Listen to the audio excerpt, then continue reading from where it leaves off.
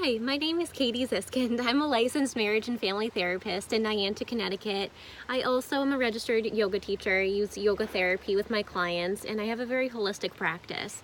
So today's video is going to be about nutrition. It's a huge component of mental health, and I just wanted to educate you a little bit today.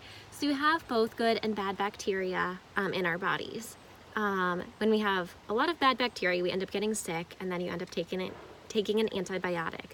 However, your antibiotic will kill both the good and the bad bacteria within your digestive system, thus leaving you really vulnerable and susceptible to different things like ulcers, intestinal pain, gas, all different issues that can be ameliorated or really relieved entirely by a proper diet.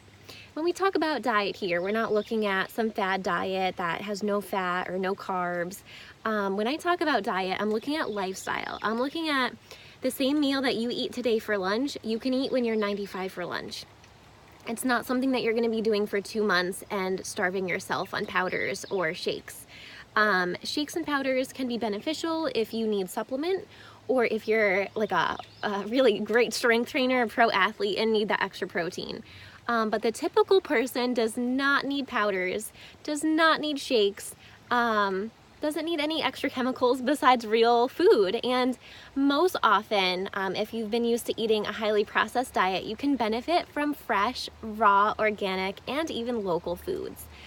So for instance, when you're shopping in the grocery store, tip number 1 here is to shop the outsides. You may have heard this before, but I'm going to reiterate this in a new way. So when you enter the grocery store, there are usually 2, and sometimes in larger grocery stores, 3 entrances and exits. So when you walk in, you have the choice, for instance, of walking right into the donut, bakery, maybe even ice cream and sweet section. And then you have the option on the other side of the store, walking into the fresh produce, maybe even in some cases like seafood and deli area. So if you're given these 2 choices, walk into the produce section first. Spend the first chunk of your time where you have the most energy, you're ready to go grocery shopping, picking out your fresh fruits and vegetables. So just getting fresh fruit in your body is the most important start, but then moving on to the dirty dozen, buying those 12 fruits and veggies that are most highly sprayed with pesticides, buying them organic, apples, grapes, pretty much anything without it, where you're gonna eat the skin, you wanna go organic. Cantaloupe, not a problem, buy non-organic. Strawberries, go organic. Cucumber, go organic. Kale, romaine, go organic. Honeydew melon, watermelon, bananas, kiwis, not necessarily a need to go organic, because you're not gonna be eating the skin. However, organic vegetables do have more nutrients, more potassium and vitamins. Anyway,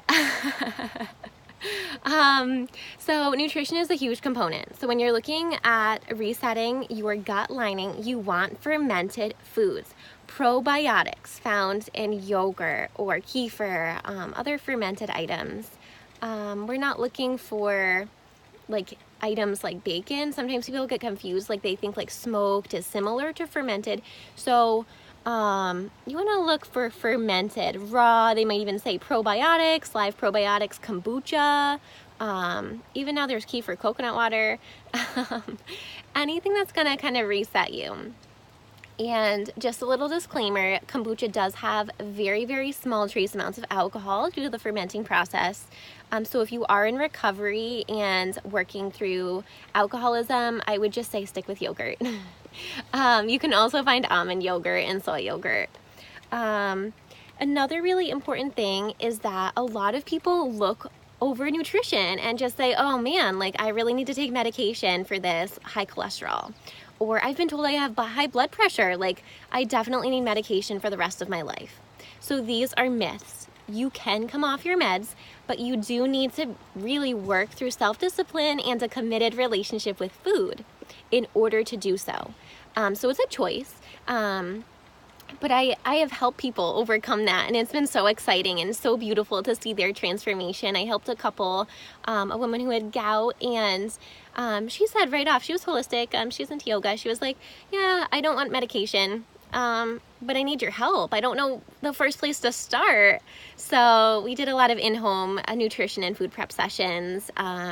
There's also other components, high cholesterol, being overweight. So there were other components to what we did as well.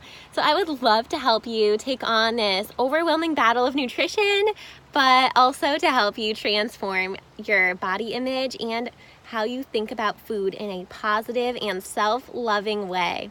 Because food doesn't have to be an enemy. It doesn't have to be one of those scary, rigid things that is totally fear-based.